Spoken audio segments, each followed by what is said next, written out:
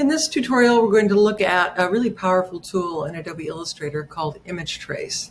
So when you open up this file on your computer in Adobe Illustrator, if you want your workspace to look like mine, I basically shut down from Windows every window except for Properties, because that's all you're going to need for this. So let's just dive right in and let's take a look at how Illustrator can turn raster art into vector art. So the first example here that you're going to do is how it works with sketched art.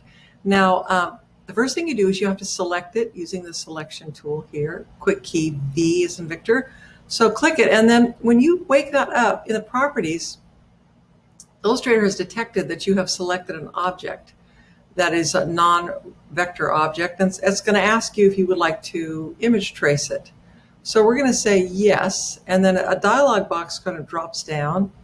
And we're going to go for sketched art because that's what this, each of these is set with a specific kind of image trace that you're going to do. But I want to point out that with this sketched art, the default setting is not sufficient. So what do? See up here, I've said sketched art with customized adjustments.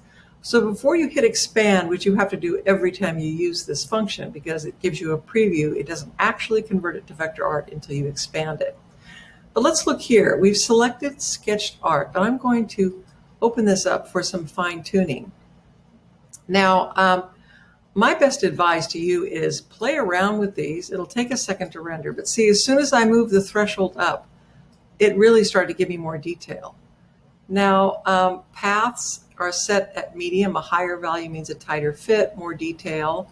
I think that helps me, so I'm going to push that over here. And I got to say, every sketch is different. So I just want you to know that this is what you're going to want to do to get the best outcome for a sketch that you want to turn into vector art. So I'm going to just stop there. I think it's looking pretty good. But feel free to play around with all these because down here, check this out, you have by default, it should be letting you see a preview. If that was unselected, you wouldn't be able to see this. So this looks good. So now I'm going to close that window down and I'm going to say expand it. And now if you look at this in outline view, you will see that it has mapped out all those beautiful shapes in the sketch, which is really a beautiful thing. So that's a piece of vector art that can be colored and scaled to whatever size. That's the beauty of vector. So that's the first part of the assignment. Second part is we're going to take an image here. This is a headshot, and we're going to explore the setting of 6 colors. So select that, and again, go to here to image trace, and we go to 6 colors, and hit expand. Now again, we have a really amazing thing here where we've got it has determined and defined 6 total colors in this image. Now, if you had an image of a head with no background at all, these areas would just be defined by one color, which would most likely be white. But this is a posterized kind of effect. And again, if you look at the outline view, it's all mapped out, which is just spectacular. Okay, now I want to go to line art. And let's take a look. Let's imagine that this image is something that you designed using like a felt tip pen. So you've got a dark black line that's going to be easy to detect. But why do we choose line art? Well, I'm going to show you why, and it's pretty amazing. This sketch has some varying thickness and thin. So let's see what happens when you go to image trace and you say line art. And then you go to expand. So this is a really cool feature because if your artwork is dark enough for it to detect, it will assign a line weight. And the default, at least on my Illustrator, is 2 points. So that means every line in that artwork has been defined by a 1-point line. Now the reason this is so awesome is you could go back here and you could change the fatness if you wanted to. And if you wanted to, you could click on the word stroke And you could change the profile. It's now set to uniform, which is just one fatness. But what if you went to varying? Let's try this with profile. See, pretty amazing.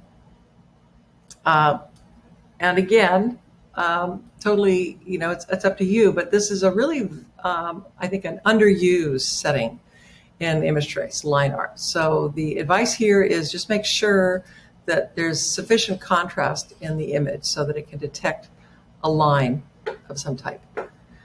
So now we've got 2 more to go here on this assignment. The next one is you're going to wake up this image of 11 and you're going to see what happens when you ask it to trace it and you restrict it to just 3 colors.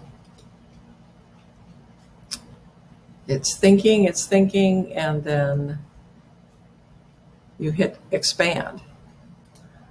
And this is certainly, I would love for you to replace each of these with another kind of image, but I want to see you work with each of these settings in this assignment, because I think that's the best way for you to get a connection with the way this tool works. So, and again, let's take a look at it in the outline view, which is showing how it has been mapped out as a vector image. So beautiful, clean, and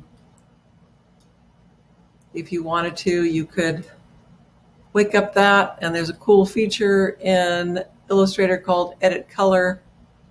You can recolor artwork and you could change it just by doing this.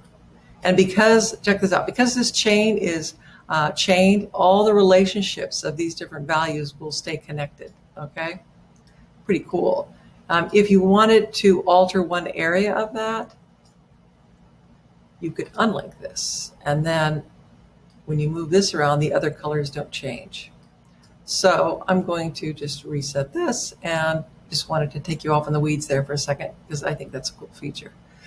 The last thing is a silhouette, which is also, I think, kind of an underused feature. But I will say this is very dependent on the image you have. So let's wake up this image, and let's go to Image Trace, and let's go to Silhouettes. Now that did a pretty good job. If you wanted to, you could click here and move this over so we can see this area. And if we, oops, too much, when we bump the threshold up too much, so we did close in that area here in her chest when we changed this. Paths, you could play around with this. It's going to give you more detail. We'll say that's fine. And remember, with each of these, you have not created it until you expand it. So before you submit your file, you want to double check it and go up here to View, Outline. And you need to see all of this.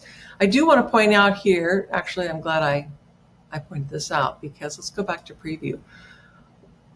When you altered the stroke from a normal or a, what was it called? We started out and it was defaulting to uniform.